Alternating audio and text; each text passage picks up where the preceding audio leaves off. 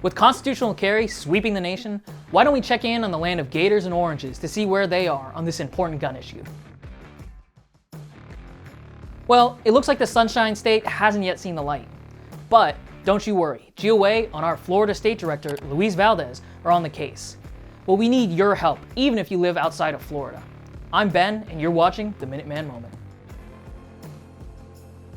Now it looks like the wheels are already falling off the campaign bus of a prominent pro-gun presidential contender, Ron DeSantis, even before he's officially announced. The problem is either that the anti-gun staffers are making him look bad, or even worse, there's a problem with the candidate himself. But all this could be fixed if the governor would take a strong stand for gun owners' rights by demanding that the gun-squeamish legislature send him a constitutional carry bill which protects open carry. And that's where you come in. Whether you live in the state of Florida, or you see yourself vacationing there someday, or if you simply want to see a presidential candidate who is willing to fight for your guns, you can make a huge difference by taking action with the link in the description. So please, add your name to our pre-written letter to urge Governor Ron DeSantis to publicly advocate for open carry. Now there's real hope here, since Governor DeSantis has already said some good things about gun rights in the past. After the grocery store murders in Buffalo last year, DeSantis pointed out that New York is a giant gun-free zone. They are not dumb.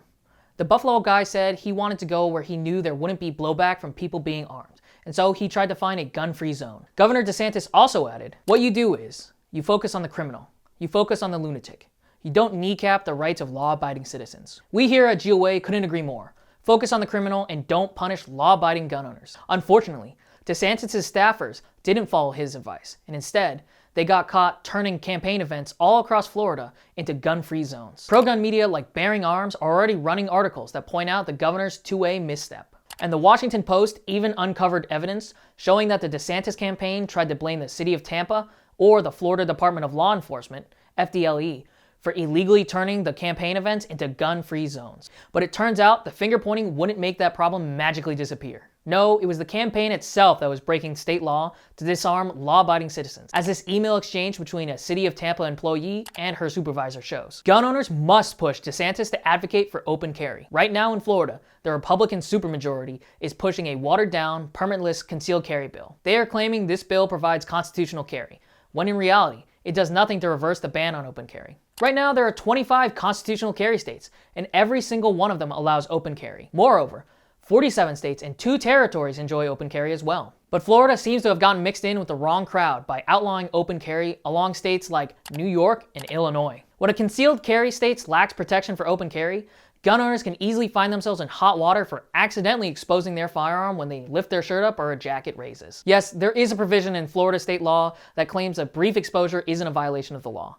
But we've seen the end result of how poorly crafted that provision is, because even after its passage in 2011, people have been arrested and charged with openly carrying a firearm. Florida's ban on open carry can be traced to Democrat Janet Reno when, in 1987, as the Dade County state attorney, she pushed lawmakers to outlaw open carry during a special legislative session. And ever since then, Republicans have been upholding the gun control policies of the Democrats. Even now, when the Washington Post directly asked the governor's office where Governor Ron DeSantis stands on the issue of open carry, his campaign refused to answer. Governor Ron DeSantis says that he will sign a permitless carry bill.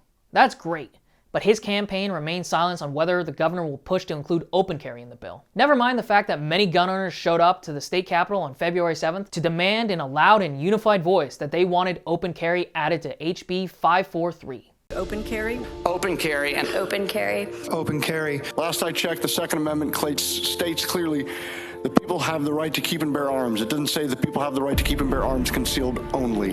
open carry. Open carry. An open carry. Open carry. Open carry.